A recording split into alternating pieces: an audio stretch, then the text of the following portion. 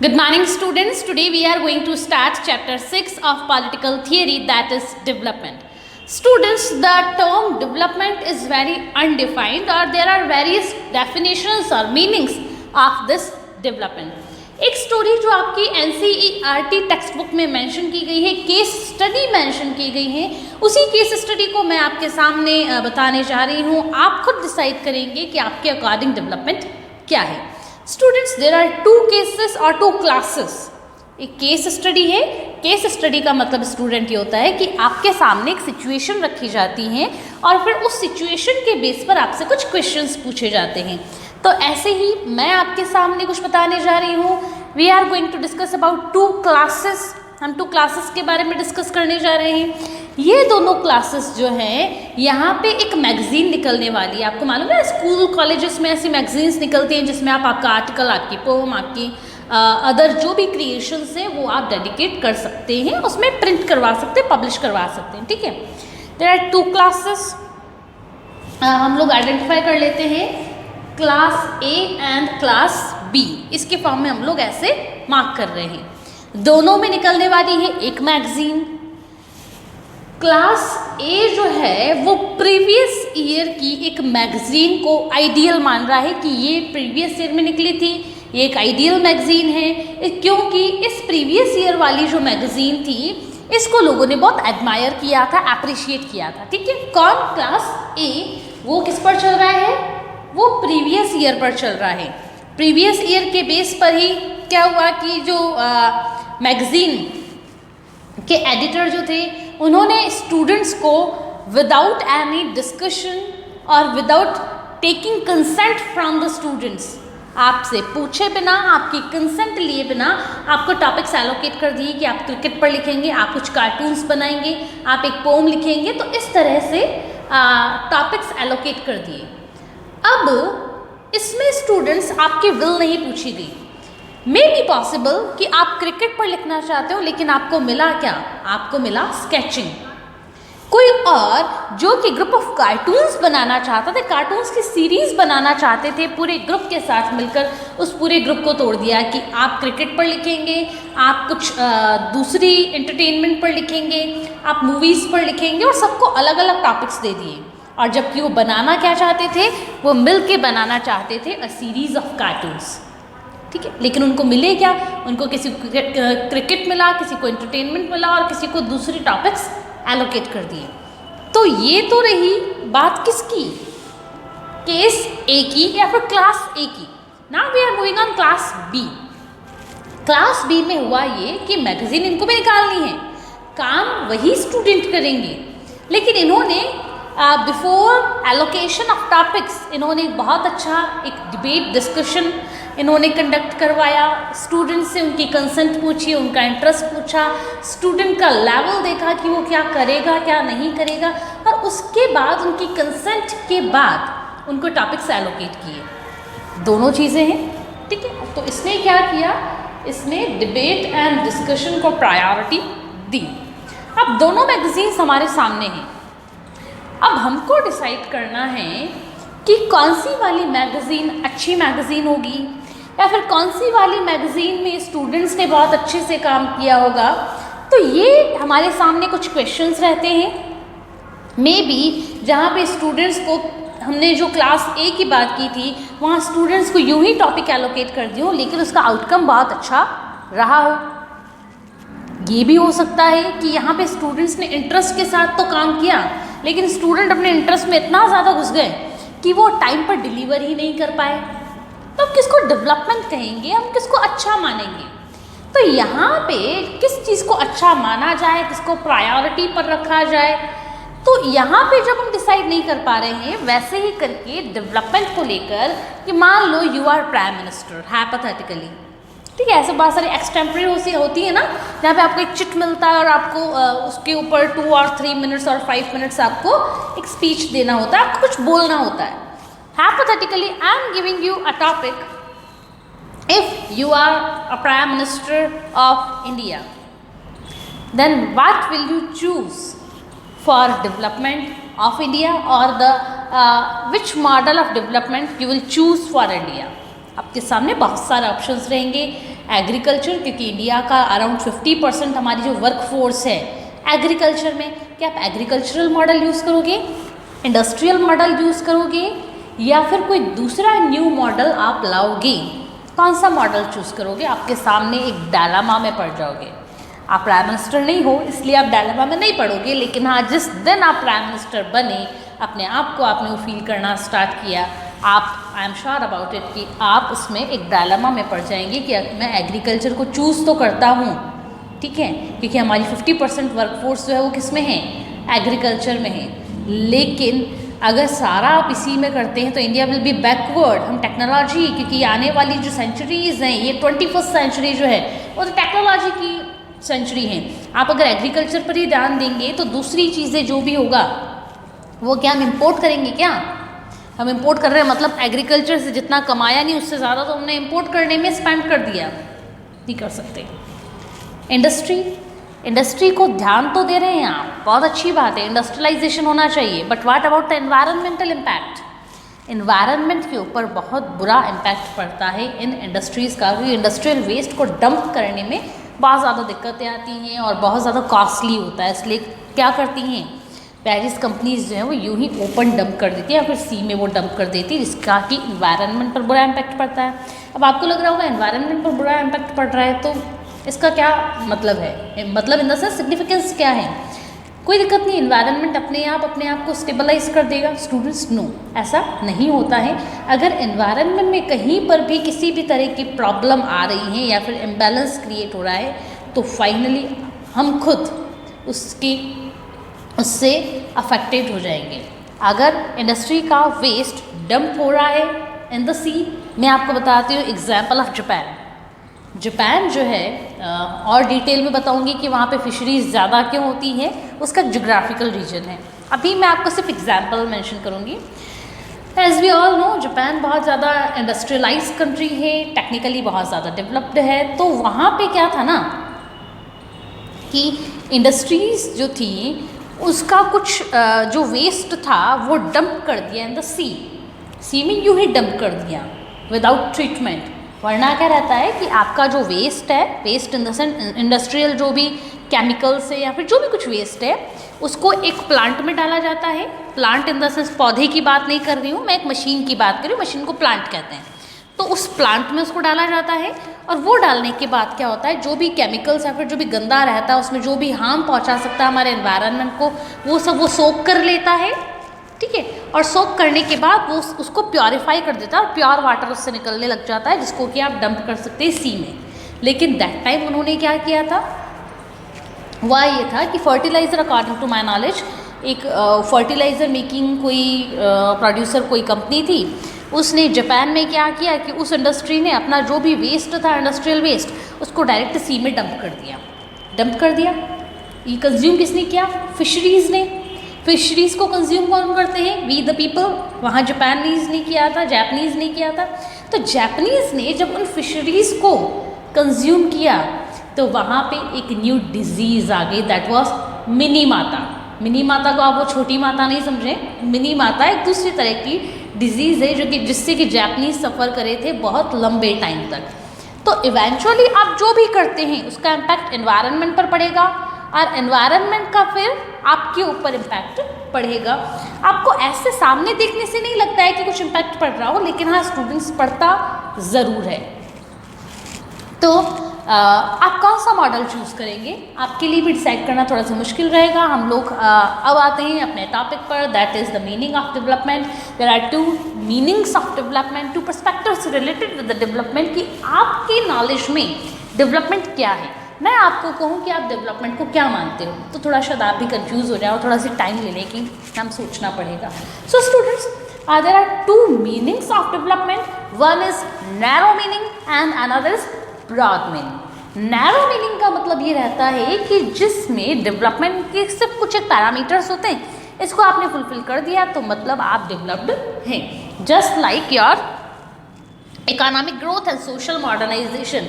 एक कंट्री को आप डेवलप्ड कब कहेंगे तो according to the narrow meaning, अगर वो कंट्री इकोनॉमिकली डेवलपमेंट कर रहा है, जस्ट लाइक चाइना जैसे इकोनॉमिकली डेवलपमेंट कर रहा है, अगर उसकी इकोनॉमिक ग्रोथ अच्छी है, लोग पैसा बहुत कमा रहे हैं, तो उसको आप कहेंगे development. Another is social modernization, वहाँ की सोसाइटी भी मॉडर्न हो रही है, पुरानी सोसाइटी पुराने ज़माने की नहीं है, वो भी हाईटेक सोसाइटी है और सारा काम वो अपने आप कर सकते हैं। तो इस तरह के पैरामीटर्स हम जहाँ देखेंगे उसको कहेंगे मॉडर्नाइजेशन। लेकिन स्टूडेंट्स, मॉडर्नाइजेशन का जो मीनिंग है दैट इज़ नैरो मीनिंग, यही डेवलपमेंट नहीं है। आप बहुत अच्छा अर्न कर रहे हैं, ठीक है, if Rajni is earning 1 lakh rupees per month, ठीक है, hypothetically, I am not earning but hypothetically if Rajni is earning 1 lakh rupees per month, तो इकोनॉमिक ग्रोथ तो मेरी अच्छी हो रही है, नेक्स्ट ईयर में 1.5 लाख अर्न करने लगूंगी, हाइपोथेटिकली अगेन, ठीक है। Second point, social modernization, Rajni is socially modernize. Rajni को जो भी इक्विपमेंट्स है, रजनी के पास बहुत अच्छा एप्पल के जो भी फ़ोन्स आते हैं, रजनी फ्रिक्वेंटली अपने फ़ोन्स चेंज करती रहती है, लैपटॉप, कार वगैरह सब कुछ वेल इक्विप्ड है और रजनी के पास सब कुछ है, तो सोशली भी मॉडर्नाइज है रजनी, ओपन माइंड है, किसी तरह की दूसरी जो मिथ्स हैं या फिर मैल प्रैक्टिसेस हैं उसमें भी रजनी का कोई ट्रस्ट नहीं है। लेकिन फिर भी रजनी सैड है, Rajni is not happy. Material things तो मेरे पास आ गई हैं, पैसा खूब है, ठीक है, दूसरी सारी चीज़ें भी हैं, लेकिन इंटरनल हैप्पीनेस नहीं है। तो इंटरनल हैप्पीनेस नहीं है तो आप मुझे डेवलप्ड कैसे कहेंगे? कहेंगे डेवलपमेंट कब होगा? जब एक होलिस्टिक डेवलपमेंट होगा, ठीक है, mentally, physically, socially, economically, politically सब तरीके से मैं डेवलप्ड होंगी, इमोशनली टू, तब जाके आप मुझे कहेंगे that Rajni is a developed girl, ठीक है। हाँ, नाउ ब्रॉड मीनिंग में हम गुड लाइफ की बात करते हैं, progress of all. Good life मतलब सबका, गुड लाइफ में हम लोग बात करते हैं बेसिक नीड्स की, बेसिकली कि सबके पास एटलीस्ट बेसिक नीड्स तो हों और वो एक डिग्निफाइड लाइफ स्पेंड कर सके। डिग्निफाइड लाइफ का मतलब अगेन एक रिस्पेक्टफुल लाइफ, आपका कोई इंसल्ट नहीं करे, आप अपनी नज़र में आप अपनी रिस्पेक्ट करें, एक ऐसी लाइफ एंश्योर करना, प्लस सबका साथ और सबका विकास, इसको हम क्या कहेंगे? Development, broad meaning of development. एक पार्ट ऑफ सोसाइटी वो तो डेवलप हो रहा है, रेस्ट ऑफ जो है वो अनडेवलप्ड है। हम लोग स्टूडेंट्स एक पाई चार्ट के थ्रू मैं आपको अगर एक्सप्लेन करूं, this part of society is well developed, well equipped, well happy and this part is having everything, ठीक है। लेकिन रेस्ट ऑफ जो है इसके पास कुछ नहीं है, इसके पास ना तो बेसिक फैसिलिटीज़ हैं और बाकी दूसरी स्कैर्सिटीज़ से सफ़र करता है ये पार्ट, रोटी कपड़ा मकान हेल्थ एंड एजुकेशन कुछ नहीं है इसके पास। तो क्या आप उस कंट्री को डेवलप्ड मानोगे? नहीं, बिल्कुल नहीं इसको डेवलप्ड हम लोग मान सकते हैं। देखो ऐसे माने तो अफ्रीकन कॉन्टिनेंट जो है वो भी डेवलप्ड है, क्योंकि वहाँ पे भी कुछ जो लोग हैं वो ज़रूर डेवलप्ड, वो ज़रूर वेल्दी होंगे और उनके पास अच्छा उनकी इकोनॉमिक स्टेटस होगी। लेकिन डेवलपमेंट में हम ऑल ओवर कंट्री का सारे सिविलियंस का असेसमेंट करते हैं, उनको एनालाइज करते हैं, उनकी सिचुएशंस को देखते हैं, उसके बाद ही हम लोग कहेंगे डेवलपमेंट। इस वजह से इनके डेवलप्ड होने से कुछ नहीं होता, हम सबका डेवलपमेंट होना ज़रूरी है। इसलिए नरेंद्र मोदी का स्लोगन ही है सबका साथ और सबका विकास। कंटिन्यू करते हैं, what are the challenges in the way of development? Development चाहते तो सब हैं, भी सबका साथ और सबका विकास नरेंद्र मोदी भी चाहते ही हैं, 2014 में कहा था, now we are living in 2020, 6 साल हो गए हैं। तो चैलेंजेस क्या हैं? चैलेंजेस में डिस्कस करें, first of all poverty. Poverty बहुत ज़्यादा बड़ा चैलेंज है, हम लोग डिस्कस करने जा रहे हैं स्टूडेंट्स। जब 1950s और 60s का जो टाइम था, दैट टाइम आप लोग नोटिस करोगे कि वर्ल्ड का जो अफ्रीकन और एशियन कॉन्टिनेंट था, African continent plus Asian continent, यहाँ से वेरियस कंट्रीज जो थी वो अपने कॉलोनियल पावर से इंडिपेंडेंट हो गई थी। मतलब ब्रिटेन, फ्रांस, स्पेन, पुर्तगीज़, ये वेरियस कंट्रीज थी। पोर्तुगल जिसको कहते हैं, पुर्तगीज़ तो वहाँ के सिविलियंस और पोर्तुगल जिसका नाम है। तो ये वेरियस जो यूरोपियन कंट्रीज़ थी, इन्होंने अफ्रीकन प्लस एशियन इन दोनों कंट्रीज़ में अपनी कॉलोनीज़ बना रखी थी, मतलब इनको गुलाम बना रखा था। लेकिन 50s और 60s का टाइम ऐसा आया कि ये कंट्रीज़ इंडिपेंडेंट होने लगी। एग्जाम्पल देखो, 1947 में इंडिया इंडिपेंडेंट हुआ, पाकिस्तान सेपरेट हुआ। 1948 में श्रीलंका को इंडिपेंडेंस मिली। 1949 में हम लोग देखते हैं चाइनीज़ रेवोल्यूशन हुआ। फिर 1953 में वियतनाम, लाओस, कंबोडिया, इनको इंडिपेंडेंस मिली। तो आप ऐसे करके देखेंगे कि 50s और 60s का जो टाइम है, इसमें वेरियस कंट्रीज़ को इंडिपेंडेंस मिली फ्रॉम द कॉलोनियल पावर्स, तो उनको भी अपना डेवलपमेंट करना था। लेकिन स्टूडेंट्स, कॉलोनियल पावर्स ने उन कंट्रीज़ को बिल्कुल, हम लोग कह सकते हैं, कंगाल करके छोड़ा था। उनके पास कुछ भी नहीं छोड़ा था कॉलोनियल पावर्स ने। इंडिया के पास क्या छोड़ा था? इंडिया का एग्जाम्पल लेके देखें तो जो कॉलोनियल पावर ब्रिटेन था, उसने इंडिया के पास छोड़ा क्या? नथिंग। हमारे नेचुरल रिसोर्सेज को बहुत ज़्यादा उन्होंने एक्सट्रैक्ट कर लिया। हमारी जो हेरिटेज थी, कल्चरल हेरिटेज थी, वो खुद अपने पास ले गए। हमारे बहुत सारे, चाहे वो स्टैंडिंग बुद्धा हो या फिर कोहिनूर डायमंड हो, वो सारी चीज़ें तो वो अपने पास लेके गए हैं। तो हमारी कल्चरल हेरिटेज, हमारे नेचुरल रिसोर्सेज, इन सब को छोड़ के चले गए और हमको गिफ्ट में क्या दिया है? Communal violence, bifurcation of India, the communal violence between Hindus and Muslims and 6-2। तो इस तरह का कम्युनल वायलेंस हमको एक गिफ्ट के फॉर्म में वो दे के गए, return gift, which was very worst. तो उन कंट्रीज़ के सामने भी, लेकिन उनको इंडिपेंडेंस जैसे मिली तब उनके सामने एक थोड़ी सी पॉसिबिलिटी थी कि पहले हमारी जो कॉलोनियल पावर्स थी, जो हम पर रूल कर रही थी, वो हमारे रिसोर्सेज का अपने फेवर में यूज़ कर रही थी। अब क्योंकि उनको इंडिपेंडेंस मिल गई है, तो ये इंडिपेंडेंट कंट्रीज़, ये सॉवरेन कंट्रीज़, वो अपने रिसोर्सेज को अपने फेवर में यूज़ कर सकती हैं। उनके पास सिर्फ एक ही ये उम्मीद थी, बाकी उनके पास कुछ नहीं था। तो उन्होंने कहा कि ठीक है, हमारे पास अब जो नेचुरल रिसोर्सेज हैं, हम अपने फेवर में यूज़ करके हम भी जो कॉलोनियल पावर्स हैं, जितनी डेवलप्ड हैं, उतना डेवलपमेंट अपना कर लेंगे, इक्वालिटी गेन कर लेंगे। ये था उनका मोटिव। इंडिया का भी सेम मोटिव था कि हम भी, एक वक्त ऐसा आएगा जब हम भी उसी डेवलप्ड कंट्री के लेवल पर आएंगे। लेकिन हमारे सामने और अदर जो न्यूली इंडिपेंडेंट कंट्रीज़ थी, उनके सामने बहुत सारे चैलेंजेस थे। One of them was poverty, extreme poverty India में थी, माल न्यूट्रिशन से सफ़र कर रहे थे और बहुत ज़्यादा स्कैर्सिटी थी। फूड ग्रेन्स तो हमारे पास थे ही नहीं। फूड ग्रेन्स, स्टूडेंट्स आप देखो, इंडिया को इंडिपेंडेंस कब मिली? 1947। हम देखते हैं 1968 तक मानो आप, जब तक ग्रीन रेवोल्यूशन कम्प्लीटली अपना प्रोडक्शन डिलीवर नहीं कर पाया था, तब तक फ्रॉम 1947 टिल 1968 इंडिया अपने फूड ग्रेन्स के लिए, स्पेशली फॉर वीट, डिपेंडेंट था on the other countries, very specifically on America. मतलब इस टाइम तक हमारे पास जो खाना आता था वो हम अमेरिका से इंपोर्ट करते थे। इतनी एक्सट्रीम पुअर्टी हमारे यहाँ पर थी।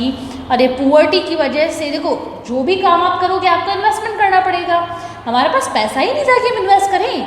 एक तो क्लाइमेटिक सिचुएशन आपको मालूम है इंडिया में अनसर्टेन है। मानसून कभी आता है, कभी नहीं भी आए या फिर लेट भी आए, तो फसल तो गई काम से।